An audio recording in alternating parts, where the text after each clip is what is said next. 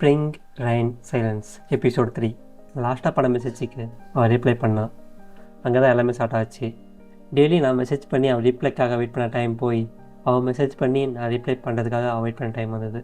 அந்த டைமில் மழையால் நிறைய டைம் ஸ்கூல் லீவ் கிடச்சிது. அவ்வளோதான், டெய்லி ஆன்லைன் சேட்டிங்னு போயிட்டே இருந்துச்சு. ஒரு ஸ்டேஜுக்கு அப்புறம் அவள் மார்னிங் 10 மெசேஜ் கிட்ட பண்ணான். ஹலோ, ஐ இருக்கியா இல்லையா, எங்கே போனேன், இப்போ நீ மட்டும் ஆன்லைன் வரலாம், கூட பேச மாட்டேன், பாய், இதான் அவன் லாஸ்ட்டாக பண்ண மெசேஜ் சொல்லிட்டு அவள் போயிட்டான். நான் பொறுமையாக 7 மணிக்கு எழுஞ்சி மெசேஜ் பண்ணுறேன் அவள்கிட்ட. சாரி, நான் தூங்கிட்டு இருந்தேன், இப்போ தான் எழுந்திக்கிறேன்னு சொல்லி மெசேஜ் பண்ணேன். ஜஸ்ட் ஃபியூ மினிட்ஸில் அவள்கிட்ட இந்த ரிப்ளை வருது.